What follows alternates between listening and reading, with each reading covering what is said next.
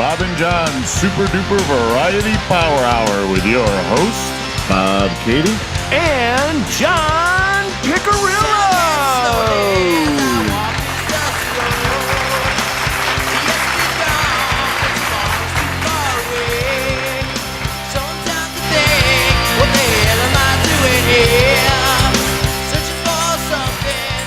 Welcome to episode 113 of Bob and John's Super Duper Variety Power Hour. Welcome aboard, folks. My Kashakas are back. I think last episode I forgot them. Did you forget your balls last time? I've got them now. Kashaka Pete can return. It's always disturbing when you forget your balls. Well, that's how I felt so out of place last week without them. So, can you see Kashaka Pete? Si, senor. Oh. I am not gay, senor. You just make me do gay things. Hey, I just had an idea. Are we allowed to use... Now, what'll that asshole think of next?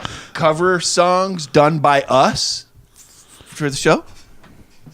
At this point, why the fuck not? I don't see why not, right? Yeah. I mean, we played it.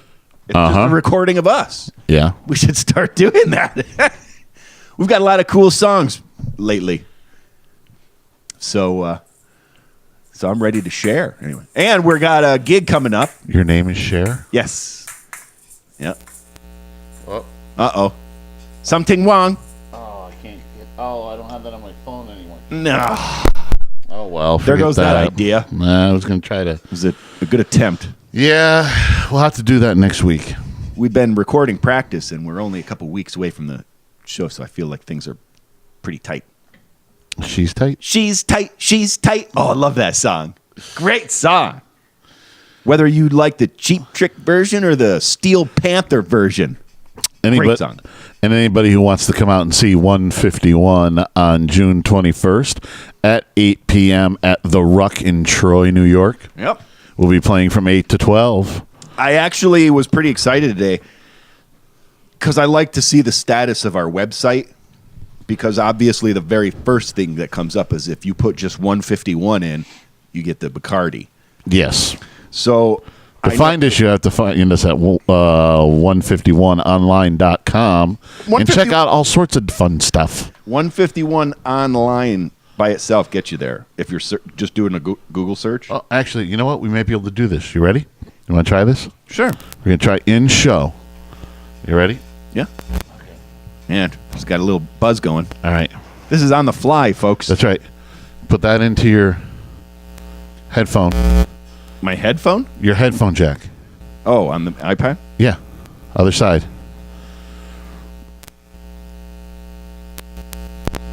All right. Now go to the website.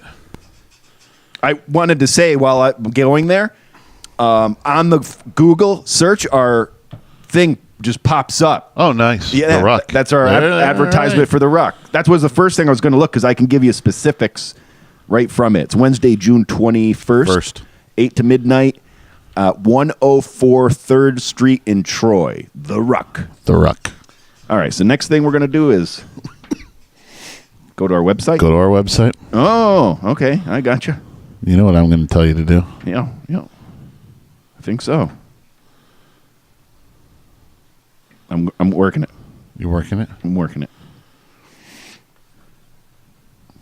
We've been adding songs on our audio page. Yeah. Of cover songs.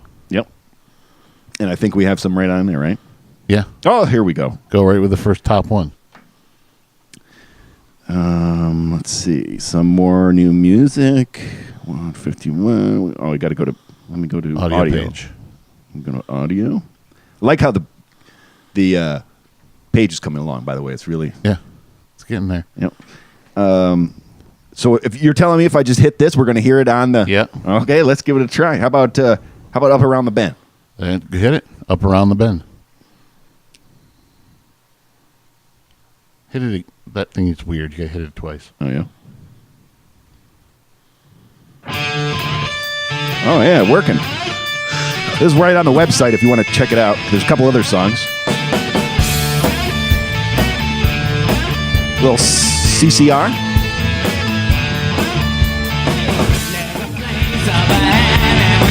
going just as fast as my feet will die. Come away if you're going. Leave a sinking ship behind. Come on the rising wind. We're going up around the bend. Ooh, bring a song and a smile for the banjo. Better get wild and get good. Hitch a ride to the end of the highway where the neons turn red. Come on the rising wind. We're going up around the bend. Ooh, you can find a perpetual motion. Fix your mind on a crystal day. Always time for a good conversation. There's an ear for what you say. Oh, shoot. I knew that was going to happen. Oh, he toasted it now. Forget it now. You did that. I wanted to go see the calendar. I hadn't looked at it. As soon as I hit it, I was like, wait. Give me back my plug now. You screwed. John fucked it up for everybody. No, I didn't. It was a teaser. That was a teaser? Yeah, if you want to hear the whole thing, go to the website. Oh, my Lord. It was a teaser, folks. That's good, though. That's a good thing. I like that we got it right in the beginning, too. That's good. It's good stuff. The band is having a good time. Yes. And that's why we do this stuff. Go check us out at 151online.com for all your 151 needs. Yep. Coming to a palace near you. A palace near. Coming to somewhere near you. But I like that. It popped right up for the Ruck. So that's cool. Yeah. Like that's good. Yeah, so that means we're in the top of the searches, you know. I like that. I like that too. It's cool. That's why I picked. That's why everybody says, "Why did you pick the name for the podcast?" Type that in Google, and we are like the first 2 page full Google pages. There you go. There's always a method behind the madness. That's right. I'm not just another pretty face. A full release ensures a rejuvenative rest and promotes a winning attitude. What type of release is he talking about? What do you think? I know there's 3 that I could think of. A proper release. A proper release? Yes, a proper release. I think he said full release. Well, he did, but I was saying a proper release. A full release ensures a rejuvenative rest and promotes a winning attitude. And a winning attitude. So, you and Jay this last Friday went to the golf tournament. Yeah, the annual golf tournament. And you've just been... he wanted to tell me a whole bunch of stories when he got here yesterday for band practice. No, and I was like, no, don't tell me. Save it for the show. I don't want to hear it. Save it for the show. So... Even though Jay's not here... Who? Jay. Who is it? Jay's not here. Jay's not. So I wanted. We'll talk about it again because I've got questions anyway. You have blank spots in the day? No, I didn't get that bad. We started drinking beers at 8:00 in the morning, but that's usually the golf tournament MO. Yeah, that tournament MO. I only do that. I can only think of once a year, really. Maybe 2. The damn tie-up, I get started pretty early, too. Because you got to get there early to get a spot, and you're there, and you're ready to drink, and it's morning. You go, well, might as well get started.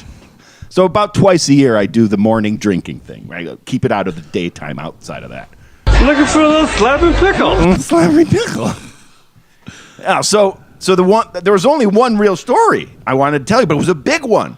It was the most epic shot of all time. Did you get a hole in one? No, not quite.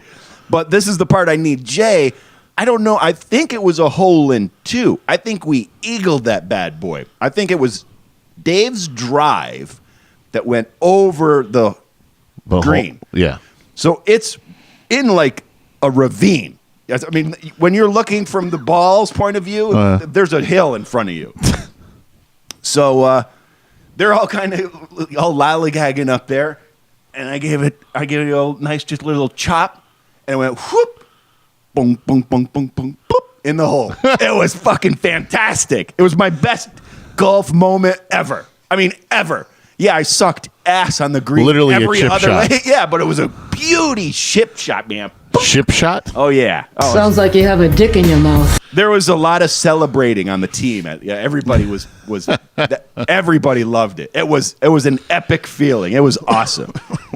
No hole. I don't think there was any holes in one because they usually announce if somebody gets one. Mm-hmm. I don't think there was one. And you didn't win any free beer. We got from. There's always some free beer involved. Not for a year, though. Not for a year. No, I only got it the 1 year. Right? I thought I was somehow delusional thinking that I won it 2 years in a row. No, 2 years ago you did it. Yeah. Oh, that reminds me. I was looking at the next milestone, the show number, because this is 113. Yeah.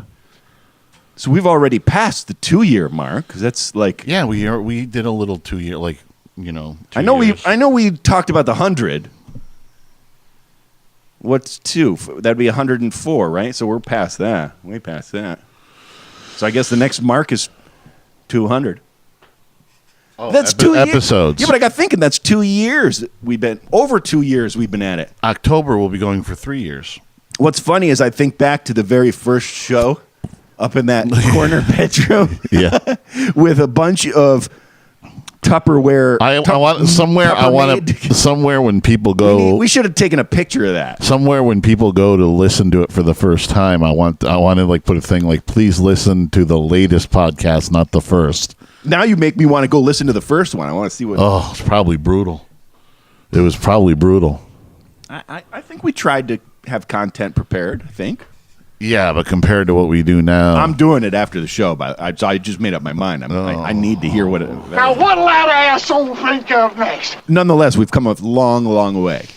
Oh, you have from the first show. The word That's video, exactly video, YouTube channel, the set, the table. We've gone through a few. Yeah, the table. We've gone through a few different background. Backgrounds and sets. Yeah. Till we got to doing it full green screen. I want to make sure the 151 card's up there. It is. I know. But now we need our new logo. Yeah, well, we need new cards. What we have to do. That's true. We upgraded the logo. See, now those we'll get some mileage out of. I think the first set we didn't really get mileage out of them. The cards? Yeah. What do you mean those ones particular right there? Yeah. Well, we didn't. Everybody sucks at giving out cards. That's the problem. So that means I've given out the most of anybody. Why do you say that? I've given out a lot of cards. Like I get on a tear when I'm at the beer fest. I was handing them out all over the place. Oh, you handed them out when we went to the beer thing? Yeah, that was the plan. It's one of the main Which reasons. ones? The band or the... No, see, not those. That's what I'm podcast. saying. I did the podcast one. I was also wearing our shirt. Yeah, so that's, I can't that's promote understandable. both. I can only do one at a time. That's understandable. That is truly understandable. Right, so that was that. I feel like the podcast, it's more of the beer thing. It is. Even though they did have a band there. We should investigate getting in on that action. I think we're way too loud. Probably. For that. They always get a little mellower. I don't know. It was a pretty big... Did you check them out? I didn't. I heard them, but I didn't see them. If you got up in front of them, they were pulling pretty good volume. I mean, it wasn't quiet. It was just weird. The room was so big that at the other end, you could barely even hear the band. It was weird. Listen, I'd be surprised if we get to our volume because of your loud ass. Wow, see, that's something people don't understand. That's not something you turn down. I don't have dial. He doesn't even try.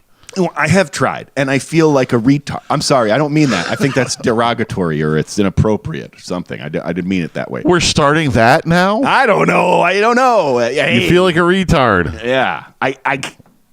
We're starting that now. Energy. We have to be sensitive. It's the volume comes from my energy. So my energy and momentum is hard and loud. That's what it is. That's the way it is. So when I try to dial that back, I'm not playing like me anymore. I'm playing like something I don't do. Like it's hard to move fast that way. Like I don't know how. I can't even reach things when I feel like I'm in a slower. How'd that go? Reach things? Like I can't get that symbol because it's like I don't have enough time by doing this so slowly. Like it's weird. It's really weird.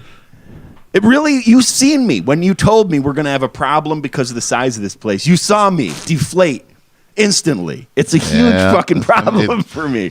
I belong in the arena. And what you just said there, you crossed the line, buddy. Why is that? How is that possible? There's gonna be consequences and repercussions. Yeah. I wonder how many songs we get in until they tell us to turn down. It's going to be right after the first one.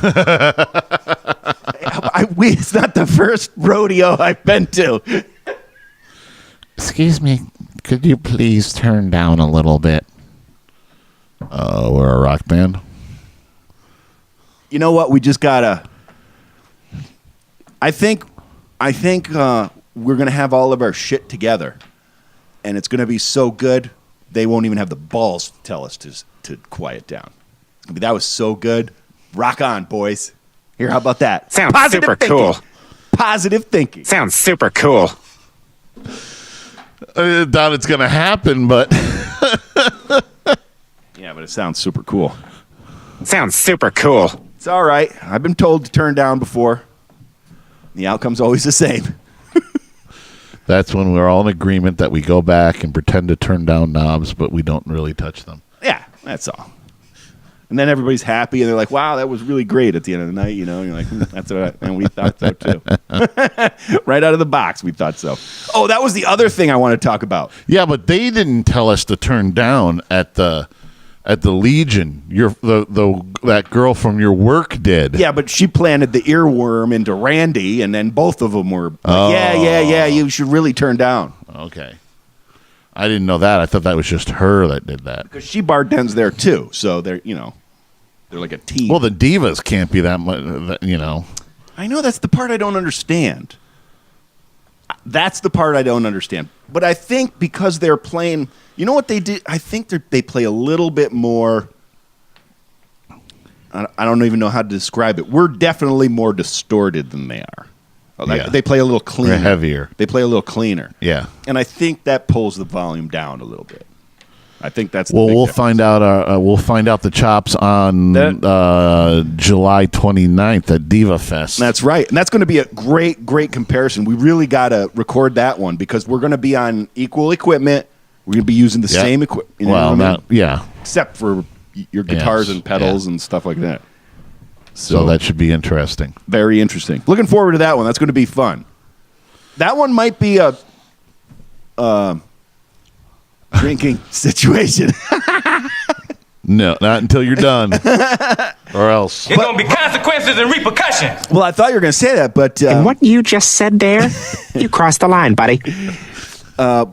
One of the parts was like, I'll consider sobriety until afterwards if we're going to stick around a little bit. Do you wonder if Ivy watches this?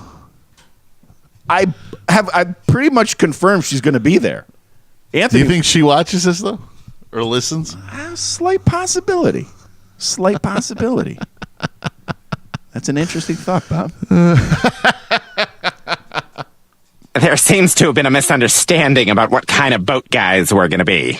Well, hello, if you're listening, thanks for supporting us. We appreciate that. We're not here to make any enemies. Enemies? Sounds like you have a dick in your mouth. Enemies? But I said it long before I heard from Anthony that she was already planning on going. I think she saw on Facebook that I was going. And so, you're still friends with her on Facebook, aren't you? No. No? But I'm friends with Anthony. Okay, yeah. And for all I know, she could be friends with Tom the way he's friendly on Facebook. You're titillated, aren't you? Well, I know she follows the divas. If the divas are playing out, she's going. So she's friends with someone or some of them in the band. And it was really weird, the conversation, because Anthony was saying something like, I'm only going because she's friends with this person or something like that. I have no idea what she was saying to Anthony. But I don't know if she understands that Tom was in the Divas, and that's how we're invited to the Diva Fest. You know what I mean? Uh-huh. Not to mention a couple of the other guys that we've worked with at other shows are there. Like I think Tom Irish, right? Well, he's part of the Divas. Right, yeah. And I think we're friends with him. And well, Tom is. I mean, other connections. I think I met him for a second. Obviously, we know Joel because he came down a few times and played. So. Yeah. So, I mean, it should be a good time. What I'm saying is that I might want to hang out a little bit. Oh, afterwards? It also depends on what slot we get. Are we getting the one right before the Divas? Or are we getting one right in first thing? I think we're like somewhere in the middle. Because then we have to stay if we want to hear the Divas. Yeah, it sounded like we're in the middle. That's what I'm saying. This one we might... It might be worth sticking around a little bit, I guess. The last one we kind of scurried out. You going to take an Uber home? See, that's what I'm saying. I'm trying to get you into this. You might have a good time. There's a lot of potential. For the sober guy, there's he's, So you drink and Linda drives. It's a great idea. I don't want to take that kind of life into my hands. Well, no. Just like you were talking about driving with your father. That can get tough. Yeah. A little scary sometimes. Yeah. I don't allow. I let him. He had my life in his hands Friday. Because in order to... And Sunday. Yes, exactly. Twice he drove me drunk. Well, you drunk. Yeah. Not him. Not drunk. No, Yeah. no. The way you said it sounded a My little... dad doesn't really get drunk. I don't... Never seen him drunk. I've seen him drink enough. But if anything out of the ordinary, which, by the way, sleeping for my father is not out of the ordinary, it's sleeping. That's his signal that he had too much to drink. Sleepy? Yeah, that's not. I've never seen him slur his words or anything. Not to mention now he's getting a little older. It's not conducive to drink a lot. So a glass of wine. Don't do that. About where he's at, and he's happy with that. Maybe a couple. But anyway, Friday was the only way to make it work because it's camp season. So obviously drank all day at the golf tournament. If I usually meet my parents on Friday at the camp, but in this case, I was getting dropped off at their house.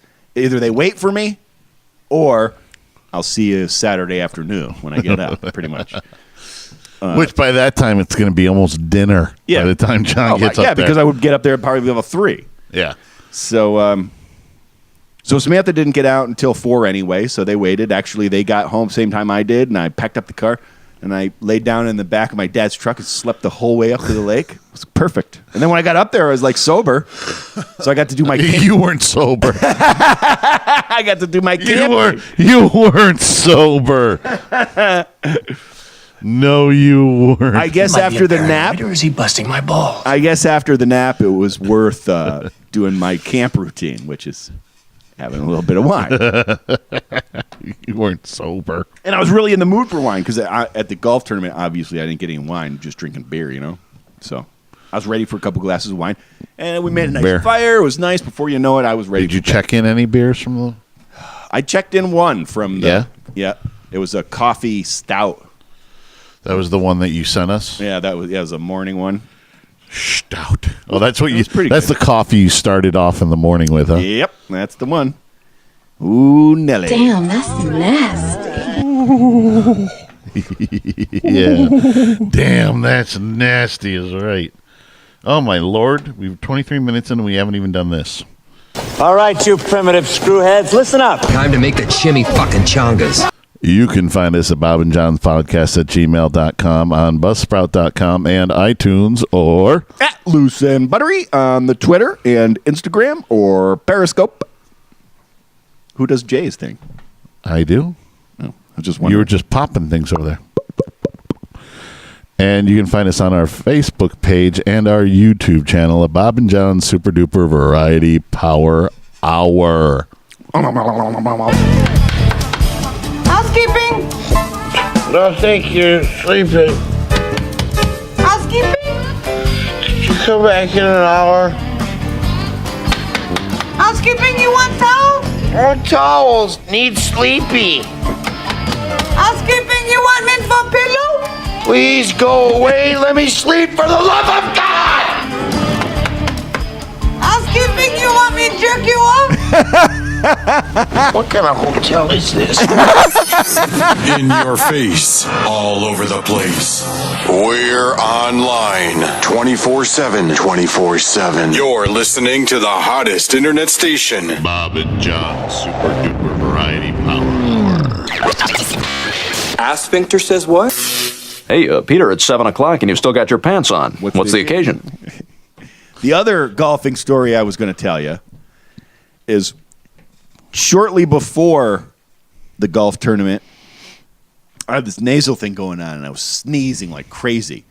And I was sneezing so much, I pulled something over here in the groin. I'm like, I hope I don't have a hernia. You know what I mean? So something's kind of like that. So I've already been being tender there with certain things because sneezing and coughing really hurts that. So don't do it, really, basically. And so it was about 3 holes away from the end. And I was driving, and, I didn't realize how much of your torque. Yeah. Twisting. And this side went, locked up. Just kind of locked up. So the last 3 holes, it was 2 more after that. I kind of sallied on the swing there because I was like, holy crap. So now for the last couple of days since then, I've been like, I don't want to sneeze or cough or move quick or anything. So I've been moving a little slower. I was at Subway for lunch today, and there was this cute little thing in front. Actually, she was little. She was thin, but she was actually kind of tall for, she was probably like, 5. Oh, so you changed it. That's good, because if you said little thing, I would be thinking little. She was thin, and she had scrubs on. Well, something about that. I like scrubs for some reason. Yeah, they're not really flattering, cute. but there's something about, hey, you got to love a nurse. Yeah. You got to. They take care of people. End of story. Yeah. I'm a sucker for nurses. I'm just sitting there and I'm thinking to myself, John would just be loving this. Nurses, hairstylists, bartenders, and waitresses. There's my top 4 right there. That's because you've either dated or married. I don't think I've strayed out of that. Ivy? Yeah, she wasn't one of those. No, she wasn't. Lori? I thought about that too, but I don't remember her ever working. I don't think she. Well, there's that right there. Oh boy, yeah, you've been around a couple nurses, you married the hairdresser, one of the hairdressers. Hair is big in my past. Yeah, a lot of years of hairdressers in my past. I would say no. I take that back because your marriage was not your longest relationship. No, it was not. No. I think the hairstylist and a nurse are your longest 2. Longest 2. You're right. Exactly. Yep. Very good hairstylist, by the way. You're titillated, aren't you? Yes, I am. When I bend over to push the button, my ass will be the last thing you ever see. Oh, boy. I'm pretty stoked because we had a extra practice. Mm-hmm. We usually only practice once a week. We practiced on Monday, and we're going to practice on Wednesday. Because so I got something to look forward to tomorrow. 2 a week is pretty cool, actually. Now that I'm having fun. We've been having fun if we were ever to have 2 a week weeks. or something, it would be better to have it like Monday and Thursday or something, give an extra day in between. But we're just cramming 2 in just for the reasons special reasons. Because we're trying to, with the 2 new members, we're catching them up to the full. I'm glad we held off though, because the first offer that would have we been had was today, tomorrow. Tomorrow. Was it tomorrow? Yeah, tomorrow. 14th, right? I think it was the 14th. We could have done it. I think we could have done it. But we wouldn't have been as prepared. That would have been next week, though. No. That would have been tomorrow. Well, today is the 6th. I know. It was for the 7th. Oh, okay. Yeah. The 14th was the other option. The 3 dates that we got offered back when we said we couldn't do the 7th was the 14th, the 21st, and the 5th of July. Right. I'm pretty comfortable with our timing of the next one and how things are progressing. Yeah, I mean, I would have even dug the 5th of July because that would have been like, something might be happening there. It's the day after the 4th of July. I know, but for some reason I remember that being some issue of some kind. Oh my gosh! You all right? Yeah. All right. Well, we'll get in. I saw Wonder Woman this weekend. Took the wife, went and saw Wonder Woman. I heard it was fantastic. It's actually, yeah. Yeah, DC and Warner Brothers finally put one out there that wasn't substandard, I would say. I liked the other ones. They weren't bad. They weren't great. They weren't up to Marvel standards. This one definitely gets into that stratosphere, I think. It was a woman producer, wasn't it? Director, yeah. So cool. I'll definitely watch it eventually. But it still has fingerprints from the guy who did the Batman Superman movie and stuff like that. So everybody gets little tricks from somewhere. And who's doing the Justice League, because they were like producers and executive producers and stuff like that. So they usually, probably have a hand in it somewhere. Mm-hmm. Because they're trying to fit it into one big, like Marvel does, an attached universe. Yeah. So I'm sure they had some parameters they had to keep it, in to get to the next movie. I wonder if Chris saw it. I think he's a comic. He did, because I saw it on Facebook, and so I think he did. Yeah, and she's hot, so that always helps. That always helps. Yeah, that did not make it unenjoyable. That was one of the things that, if I ever lost attention to what was going on in Transformers, Megan Fox there always was worth. Transformers movies are kind of like, I'll catch them on HBO or something. Wow, you know me. I always wait for that anyway. It would be, I chose it sitting around and finally got around to it. But she helps those a lot. She helps those. Yeah. Well, Gal Gadot or whatever. I've seen the Wonder Woman. It's good stuff. Yeah, and I'm a huge Linda Carter 70s. I mean, that was one of the her and Daisy Duke were the ones growing up. You know what I mean? Yeah, but I like the new outfit. She does it justice. The whole it was a well written and directed piece of film. Yeah. You know what I mean? Check it out. Well worth checking out. And screw it. We'll do one more of these and we'll get into it. All right, you primitive screwheads, listen up. Time to make the shimmy fucking chongas. You can find us at Bob and John's Podcast at gmail.com, on Buzzsprout.com and iTunes, or at Loose and Buttery on the Twitter and Instagram or Periscope. And on our YouTube channel and our Facebook page at Bob and John Super Duper Variety Power Hour. 5, 4, 3, 2, 1. We have ignition. Strap in. You're about to listen to the Power Hours Top 5 with Bob and John.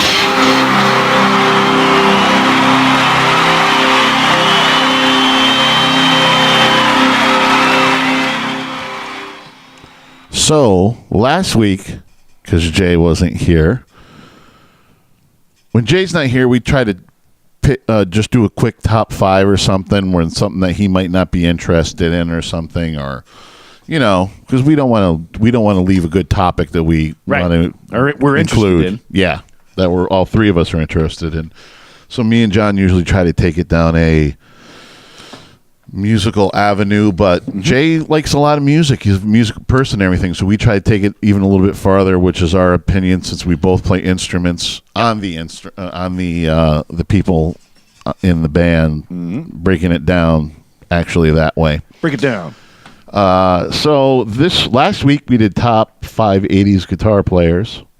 So this week we're doing top 5 70s drummers, and we have the same stipulation. First recording or album has had to have dropped in the 70s, which took John Henry Bonham, which would have been at the top of both of our lists.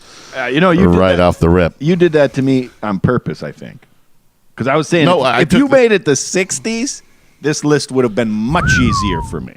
It would have been it would have been easy. The number 1 would have been easy because it would have been Bonham. But after that, there's a lot of drummers. I wrote down 14 off the top of my head, and I marked 8 of them off after researching when their first big album was. And you took how many? 8 out of 14. I'm sure. Well, hey, we did the same thing. That left me 6 to choose from. That's all you need. You need 5. Yeah, but that meant I had. I'll tell you when I get there, I'll tell you when I start. Start then. Number 5. Number 5, I went with Peter Criss, and I never took him as necessarily influential in my drumming. Mm-hmm. So I didn't think he was super overly complicated or anything like that. But with this tight list now of 6, I just couldn't put Alex Van Halen on it. He was Peter Criss wasn't complicated, but he was kind of a wild card because known. I got to say if the standard person had to come up with the top 5 drummers of all time, Peter Criss would probably be in there somewhere because people know the name. Yeah, but I mean, Peter was never complicated, but he had, he was unpredictable, meaning that because he was actually the same age as guys like Bonham and stuff. I mean, he missed probably being in the 60s list. You know what I mean? Because he's older than the other guys in Kiss. Well, so he played before, like all of them, but he joined it in 74, I believe. No, he was there in 73. All right, roughly. We're in the ballpark. Paul and Gene basically started it in 72. See, because late 72, Peter 73, Ace 73, and the album dropped in 74. So that's what you're... So that's his. By the way, that's how I have to do it, because every musician was a working musician before they got to their... Yeah, we meant recording-wise. But as I was saying, Peter falls into that, like the Bill Ward, him, Peter Criss, Bill Ward. There's a lot of them in that time frame. Well, they started way earlier. But their influences are almost big band or jazz type drummers, like Krupa and... Oh, I didn't even get into those. Like that. Oh, yeah, because there's huge idols from. If we were talking to all time, but I think long list. But that shaped those their drumming. If you listen to Black Sabbath, you actually listen to Bill Ward play. So people think Black Sabbath and swing stuff. Yeah, Bill Ward swings when he plays drums. Peter has that same thing too, which actually for me is the difference of what makes those early Kiss albums. What year was Ward? First 60s, late 60s. You're that talking 68, 69. That was a big surprise for me. I thought I might be able to squeak Carmine Priest in there, but he's the 60s for sure. Wait, he's before Bonham. Yeah. Actually, Bonham was influenced by Bonham was influenced by Carmine, yeah. His brother, Vinny, a piece you might have been able to get in there because I think he came a bit later. Recording wise, I'm not sure. Those two have played it with everybody, so yeah, it's hard. But that's what to me made those Kiss albums, the '70s Kiss albums, great. Was because Peter had this very unique drum style that was had some swing and jazz type of thing to it. So it wasn't like beat, fill, beat or whatever. He just put fills in wherever he wanted to. And that always makes songs a little bit more interesting, where you're just getting random weird fills type of thing in places. That's one of the other reasons why he made my list is because I definitely listen to my share of Kiss. Yeah, and I don't listen to stuff I don't enjoy. So yeah, you've been in a band long enough with me and around me, and know you've listened to a lot of Kiss. I've listened to a lot of Kiss. So, yeah, no matter what you think of him. Oh, I think you know what? I just forgot a name, and he would be number 6. But I'm not going to put him on here. But we always when we talk about Kiss, we talk about Anton Fig. Oh, he made my list. Did he? He sure did. Well, Anton didn't make my list because I'm just thinking about him right now. I almost crossed him off. But he is on Dynasty, which is 79. Because he was doing a lot of stuff a little earlier. Yeah. Like he had a band, Spider, in 1980, but I don't think that broke him. Or you know what I mean? No. What broke? So when I saw he did the 79 Dynasty. Yeah. So that means somewhere in there he definitely he put a name for himself. Oh no, actually go back before that. 78 he was on Ace's solo album. Yeah, a lot of stuff. He did a lot with Ace, I guess. Oh, yeah. He was Ace's main drummer. As much as he could be in the 80s when he was doing David Letterman. Not that he's not great live, but he's like the go-to. He was the go-to studio guy. Absolutely. Everybody's used him, I think. So Peter Criss was your number 5? Yeah. My number 5, I would have put Anton in there. You're going to represent Anton, so that's I good. will represent. My number 5 is somebody that people probably never heard of, but he is an awesome drummer. If you really listen to live stuff of this person, is Liberty DeVito, Billy Joel's drummer through the 70s and 80s and 90s. Not on my radar either. Oh man, some live incredible. I mean, he didn't get a chance obviously to stretch it recording wise. Yeah. But when they would play live, Billy Joel's thing was always to present as a rock and roll band. You know what I mean? That's where he brought it from. You know, came from that Beatles Stones thing. So Billy Joel always presented as a rock, tried to present as a rock guy. So live, Liberty would be unhinged, and he's friggin' amazing. He's friggin' amazing. I'll have to check that out. You know how I like to do that type of research into new things. Yeah, you'd have to check out his 70s, 80s, 90s live Billy Joel. I'll ask you later. I was going to make a note. But yeah, you can ask me later. But he's a killer drummer. All right, I'll check it out. Killer drummer. Your number 4? This one, I kind of reached into the bag of tricks a little bit. But my number 4, I went with Phil Collins. Number 4? Phil Collins is an awesome drummer. Yeah. He's an awesome drummer, and Definitely. possibly the only left-handed drummer right on the list. On the list for sure. Yeah, on the list. But yeah, he's a killer. He developed into the Peter Gabriel when Peter Gabriel left. Yes, he stepped out and became the singer out of necessity. Right. Which happens. He basically Tony Banks, Steve Hackett, and Mike Rutherford. When Gabriel left, they were preparing for an album, and they were trying out singers with the new material in the studio, and Phil Collins was singing the songs to him. And finally, they were just like, "Hey, you sing it." Nobody's better than what you're doing. Yeah, right. And his attitude was like, I live back there, man. Yeah. I'm the drummer. Don't make me do that. Don't make me do that. You know. And if you listen to Genesis with Peter Gabriel is completely different than you can see the difference between when Peter Gabriel leaves and Phil Collins starts singing. Probably till they get to about the early 80s, and then they make another shift where you get the real pop Genesis stuff. But there's a bunch of years when even Phil Collins is singing where they're still kind of proggy, you know. But if you really want to listen to Phil Collins drumming stuff, go back and listen to the early Genesis stuff. I stumble across old stuff of his, and I'm like, yeah, nice. He came on my radar because I got a cassette. It's when you used to go to Strawberries or Record Town, and they'd have the VHS cassettes. Different people would put the concerts out or videos or stuff like that. Yeah. I remember picking up an Eric Clapton and Friends, and it was on. That's got to be fun to do. It was a Behind the Sun tour.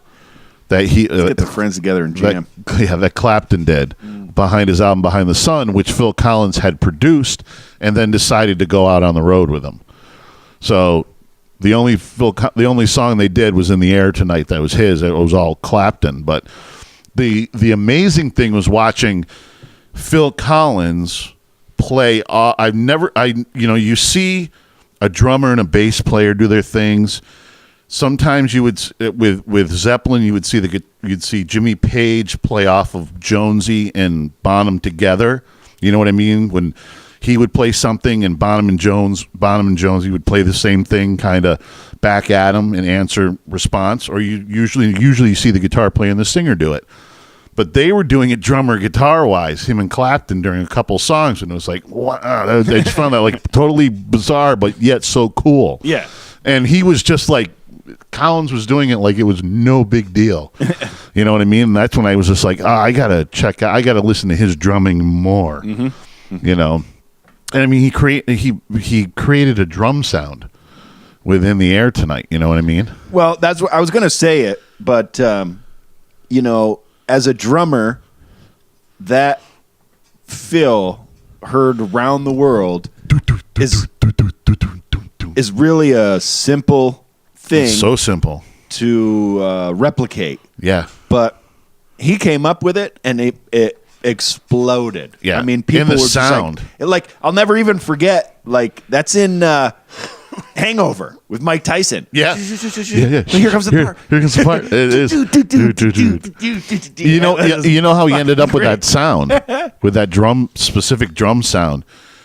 He was asked to do drums on Peter Gabriel's solo album at the time, and he was recording his stuff for a solo album, which he didn't know was going to become a solo album. He was just recording in his house. And the producer came up with this drum sound, and then Peter Gabriel said, all right, I don't want you to play any cymbals on this album. So they had to put drums in places where the cymbals were in case he would get the itch. The itch to go, that natural itch. Yeah. So, but after he did that album, he was like, that's an amazing drum sound. And then he got the producer that produced that Peter Gabriel album. That's when they came up with that quintessential Phil Collins drum sound. Yeah. Off of Face Value. Classic. Which is just a killer drum sound. Well, so we agreed on number 4. Yeah, that's number 4. So we're back to you in number 3. This is where I'm going to represent Anton. Anton Fig. Number 3. And it's really crazy that he still shows up in stuff that I love. Like, I do a lot of YouTube stuff. So YouTube remembers my top 10 or something like that. And one of my recent favorites is Bonamassa. Joe Bonamassa. Yep. And whatever Heart. Yeah. And it's city limits. Something. I'll get to it. But that's a recent one, and Anton's playing drums on that one. Actually, I showed you the video. There's a lot of big names in that video. He used to, Paul Schaefer, he would obviously, Paul Schaefer in the world's most dangerous band. Oh, yeah. They used to do stuff like the Rock and Roll Hall of Fame, or they would do like Grammys, or they would do different. They would do different stuff like that as the house band. You know what I mean? That's the life. Yeah, they would do that. So the house band type of thing. So that's what he was doing. That's what he did a lot of, along with obviously doing a lot of studio drumming. Yeah, yeah.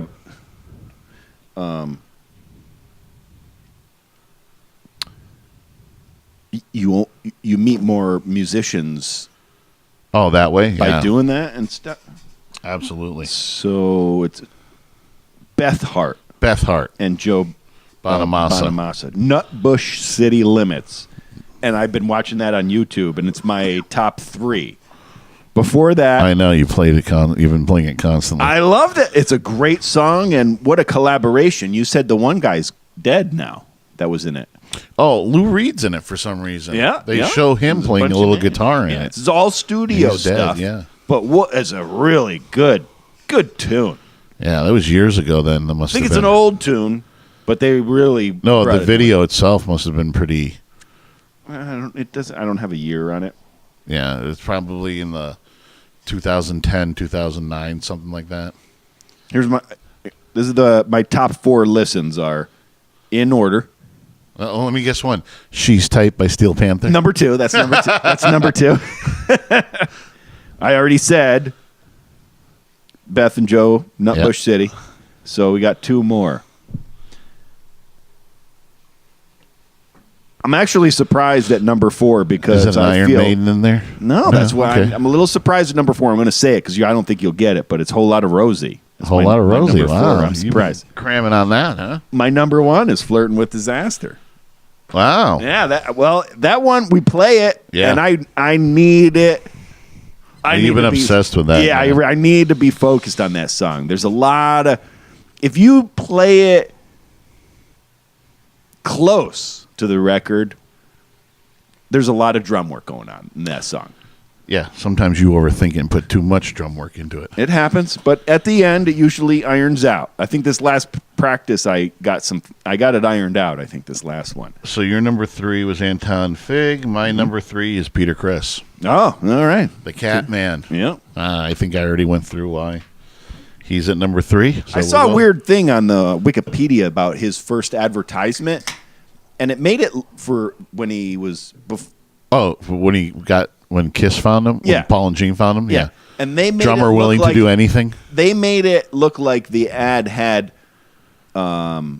Kiss Man, like cartoon on the ad, and I don't know if he came up with. It seems to me like they wouldn't have come up with the makeup until they got together. Yeah, they started. You know what I mean, I think the 3 of them, and when they got Ace, they were playing around with it. You know what I mean? But it was they were really trying to go with like they looked at the New York Dolls was a very big influence to a certain extent, but there was like, as Gene always says, we looked like linebackers in tutus. Yeah, we couldn't do Gene did. No, they're all big. They're Ace is a big dude too. So is Paul. Well, they were height wise, but they weren't. Yeah, but compared to the guys in the Dolls. Oh yeah, they weren't the Dolls. They're not going to. They're not. None of them are going to pass for drag type of things, right? Which the Dolls were kind of right on the cusp. Hey, I still think Kiss was fucking genius. Well, yeah, I mean, end of story. Yeah, right there. Genius. Right timing, right place, right everything. Right everything. Yeah. Awesome. Exactly. So you're number 2. May surprise you, kind of surprised me, but he falls at the right time, and it just so happens to be the sticks that I use. Terry Bozzio. Oh, yeah? Yeah, I went with that because I wasn't. It's not like I followed him. I'm very surprised that I'm not feeling somebody's on this list for you, and I'm like, I might have missed something. I can't believe that. Yeah, I don't even know Terry Bozzio except that he's on your sticks. Missing Persons and a lot of Frank Zappa. Ton of Frank Zappa. Zappa. Yeah. Zappa. Yeah. I mean, I've Zappa. seen I saw him Zappa from 75 to 79. He was. My knowledge of him started when I'm looking for sticks. Yeah. Not a drummer, and the sticks that I use are the ones that he uses. His signature sticks. Ones, yeah. And it's exactly what I like. I mean, they're Vic Firth. Right length, weight, size, shape, all of that stuff. So I've been using them ever since. They're not cheapos, but they're exactly what I want. So since then, I was like, well, I'm using these sticks. I better find out who this guy is. And I started looking around. He's got a lot of weird shit. Like, he comes from that Zappa Yeah, exactly. He's got a lot of weird shit where it's like he'll put a 20-minute video out of like cymbal solos. Yeah. You know what I mean? So it's like some weird stuff, but nonetheless, talented drummer. And I guess if you needed to put a big name, Zappa's pretty knowledgeable. Yeah. My number 2 is the one I can't believe you missed on the list. I think so anyway. Is Joey Kramer from Aerosmith? I thought about it. I had to get Peter Criss on it. I would have had to take Peter Criss before Joey. Really? That's who I would have had to swap out to do that. I put Joey Kramer over Peter Criss. I think Joey Kramer's a better drummer. I mean, I'm a huge Kiss fan and everything else, but Joey Kramer is just, I mean, some of the groove stuff with Aerosmith is unbelievable. Well, some of them pissed me off, too. Is that why? No, it's not why. I just can't believe you didn't get out. I thought about it. Okay. Well, he's my number 2 because, like I said, the groove stuff with Aerosmith. Well, I'm sure you weren't expecting Terry Bozzio either. No. So... No. The groove crumbled. The groove stuff with Aerosmith. I mean, Joey Kramer, forget about it. You know what I mean? He locks in like nobody's business. Your number 1? Neil Peart. Yeah. Neil Peart. Peart. I'm not a huge Rush fan, but and to be honest with you, if it was drummers I like, Neil Peart probably wouldn't have even made my top 5. But as a musician, I have to give him his respect because influential, if nothing else. I have to give him his respect. I mean, he's a great drummer, regardless if I listen to Rush or not. Which, I don't not listen to Rush, but they're not preferred. You know what I don't understand about him? Me. What? Why he calls would himself Pert? No, I'm past that. Okay, I'm gonna call him Pert whether he likes it or not, unless I meet him. Hello, Mr. Pert. Why would anybody retire from music? I think some of Is it the pressures of touring? No, I think he had his I think his wife and daughter died or something. Oh, I remember. There's a very tragic story. Yeah, and I think after that, and he's, from what I understand, he's a very secluded. Yeah, like even when they do meet and greets and stuff like that, he told the other two, like, you're doing them. I'm not agreeing to this. Yeah, I'm not doing meet and greets. You know what I mean? I'm not. He's not involved. He's not comfortable with it. No, and if I remember Eddie Trunk saying that he might be physically breaking down a little bit too, where he's got some things here and there that are causing some issue type stuff. So it doesn't mean you stop playing. No, and even they said that that might not be the last time they play together. Yeah, there's no reason why you can't do studio stuff. Well, not just that. I just think that's the last time that they're going to be out on tour. You know what I mean? Mm. Like, he's not interested in touring anymore, but that doesn't mean that he's not going to show up and do a Rush show. They're going to do some, whatever. I don't think they really know. They just know he doesn't want to tour anymore. So I think they could have made up their mind already on what they're doing. We just don't know about it. Mm. But from what you think they would replace him? No, I don't. You can't. It's like replacing Bonham. You can't. You know what I mean? Mm. They got a huge catalog too.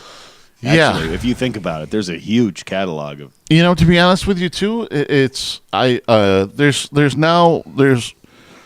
a few that I can't imagine. I can't imagine Aerosmith without Joey Kramer. I think it would sound really weird because he's not a straight rock drummer. He's a groove drummer. You know what I mean? And I don't. If you don't have Joey Kramer's groove behind Aerosmith, then it's weird. You know what I mean? It becomes weird. I think his Twitch freaks me out. His Twitch?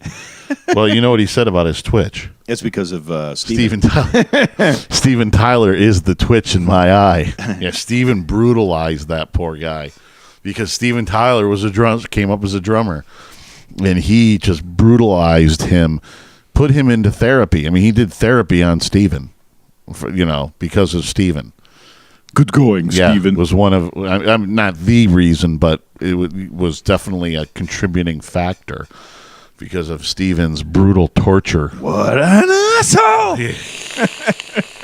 What an asshole! But that's our, that's it. That's our top 10 drummers of the 70s. Well, I'm glad I finally got one in because a long time ago I wrote down I want to do top 10 drummers. I think we did. Time. Did we? I think we did. I think we did a top 5. I know I was looking for it, but I think we did a top 5. I think that was before we started doing them every other week. Oh, all right. That was just me and you. So, well, we can check. 5, 4, 3, 2, 1. We have ignition. Strap in. You're about to listen to. That's all, folks. That didn't look like Porky Pig. That looked like you were having a stroke. Yeah. Why not Alex Van Halen, by the way? Why couldn't you put him on any list?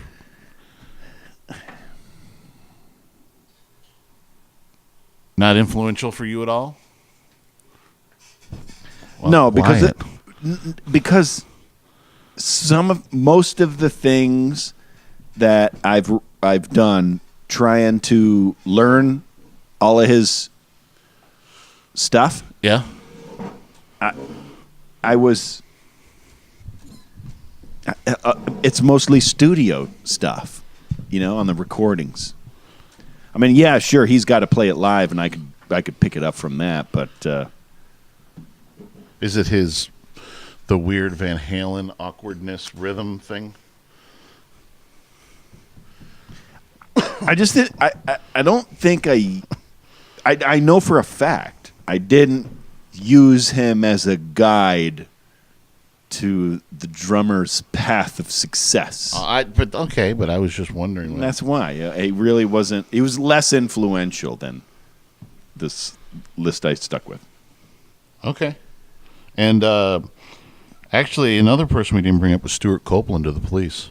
Before I ended my list, I did a search for all 70s rock bands just to see if maybe I missed something. So I'm sure there's some I missed out there. Yeah. Because there were a lot of great bands in the 70s. Yeah. Well, the problem is a lot of them started, you get a lot of them at the cusp of the 60s. Yeah. Well, that's that what started like happened with Bonham and like Mick Fleetwood, you know what I mean? Here's another example, and I didn't have to worry about it because Ringo Starr was before 60s. 60. Yeah, it was before even. Not recording-wise. No, not recording-wise.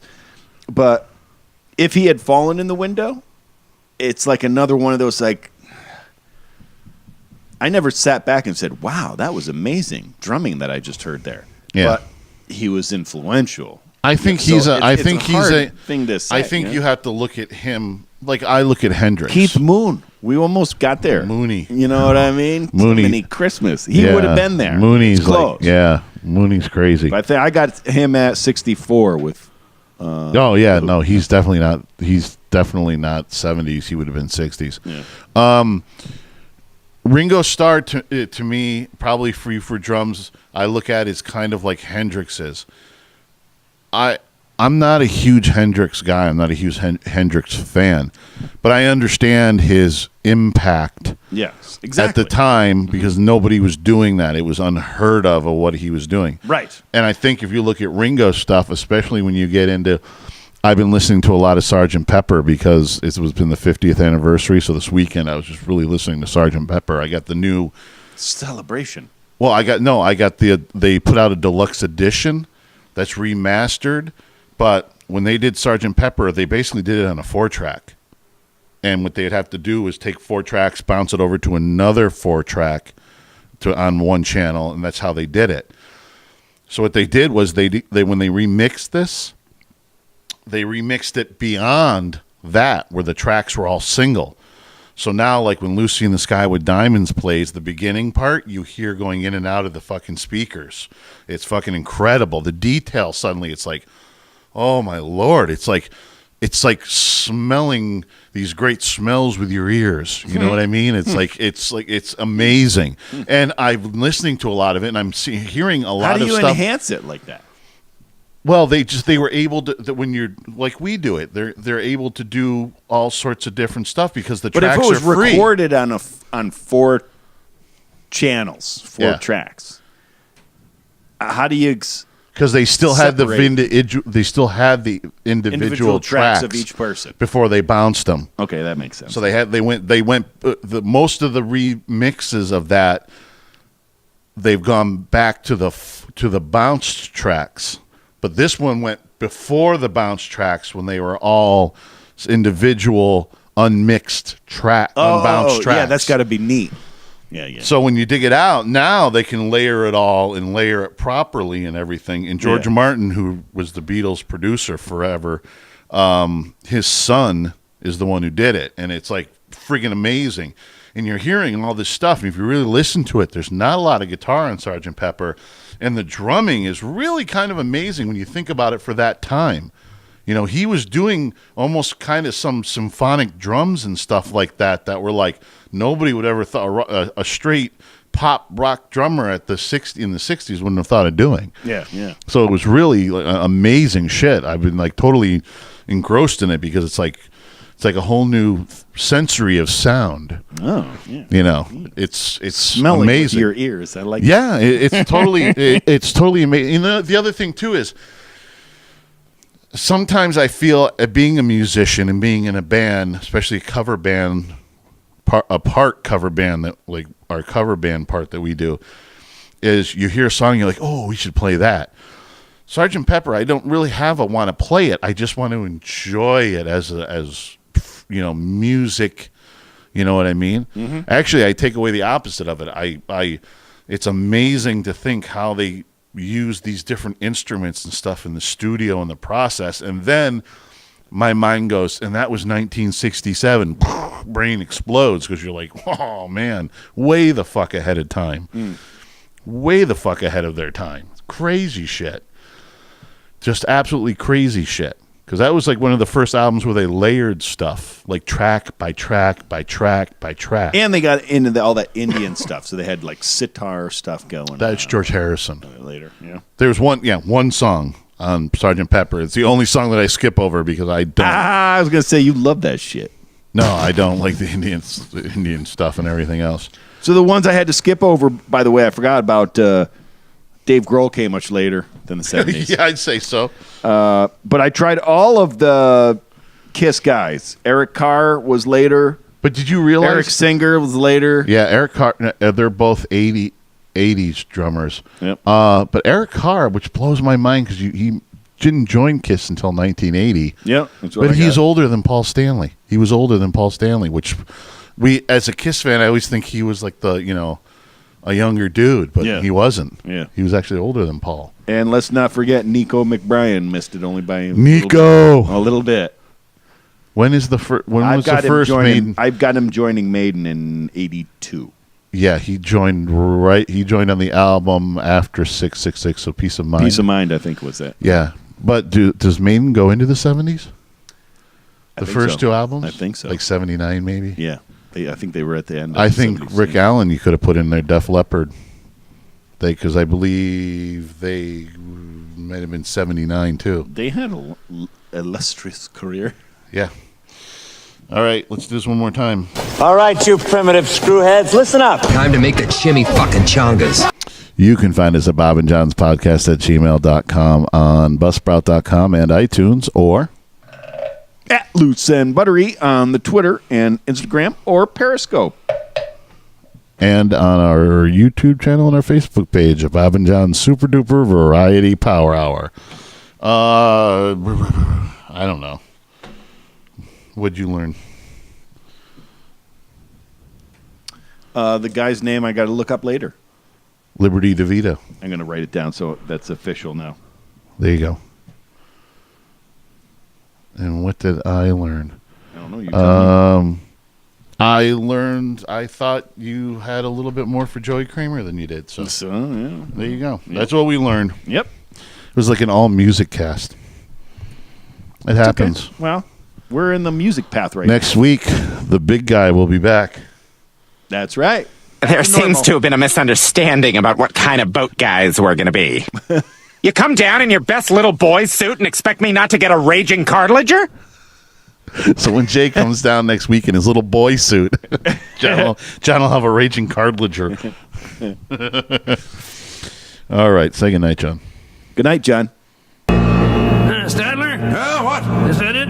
Yes, it's over. How'd you like it? I don't know. I slept through the whole thing. Well, you didn't miss much.